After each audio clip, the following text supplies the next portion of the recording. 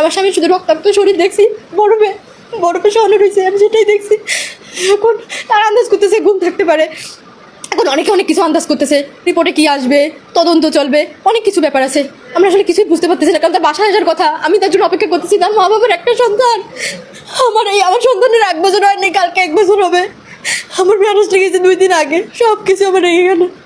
এখন যে কী হয়েছে, ও এমনি ঘুরতে পছন্দ করে, বসে আমি একদিনে ঘুরতে যাবো, যেহেতু ও ট্রেনিংয়ে সচরাচর শুক্র শনি ছুটি থাকে না, অনেক সময় শুক্রবারও ক্লাস থাকে। এবার ছুটি পাইছে, বলতেছে আমি তাহলে একটা দিন ঘুরে আসি, এসে রাতে থাকবে। ওর প্ল্যান ছিল শনিবার সারাদিন থাকবে, রবিবার ভোরবেলা যে এখান থেকে হয়তো 2.5-3 ঘন্টা সময় লাগে, তখন যে হয়তো ক্লাস করবে। কারণ আমরাও তো অপেক্ষায় থাকি, আমার বাচ্চাটারে নিয়ে থাকি, ও অনেক দুরন্ত। ও আমার বাবা কদিন আগে একটু ডাকছে, তারপরে তো আর ডাকতেও পারে নাই। এখন ও হচ্ছে বৃহস্পতিবার গেছে, শুক্রবার রাতে ওর বাসায় ফেরার কথা। আমার তো দিনে একবার কথা হয়েছিল, বিকালবেলা একটু ভিডিও কল দিয়েছিলাম, ওখানে তো নেট ওইভাবে পাওয়া যায় না। তো তখন শুধু আমি একটা গামছা দেখছিলাম, মনে হয় ওর ব্যাগ আর গামছা পাওয়া গেছে। আমি তখন বুঝলাম হ্যাঁ আমার একটা স্বামীর গামছা।